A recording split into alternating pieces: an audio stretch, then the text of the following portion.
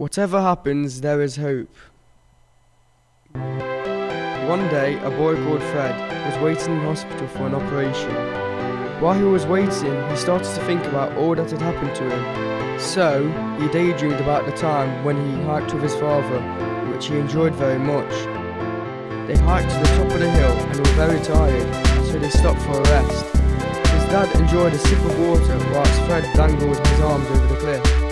Oh no! One of his arms dropped off, and he could not get it back. Fred continued in his daydreams and started to remember the things that happened to him just after he lost his arm. He was walking along a path when he was singled out by a bully, just because he had only one arm. He was pushed against the wall. Fred was able to escape, but the bully kept chasing him.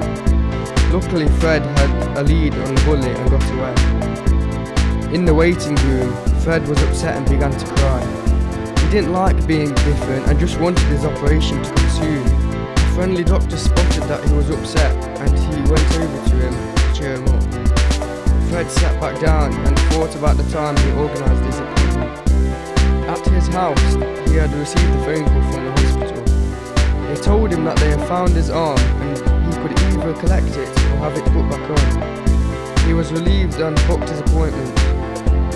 He had stopped waiting. The doctor helped him get up from his chair and guided him to the operating theatre. When he had entered the theatre, the doctor told him to get comfortable on the bed. The doctor checked the other side of the bed, making sure that he was in the bed properly. He turned around and walked to the table to collect Fred's arm. He picked up the arm and took it back to the bed where he had put it back on. Fred was so pleased that he shook the doctor's arm, threw his hat back and jumped for joy. Now Fred could live his life knowing that there is hope in every problem.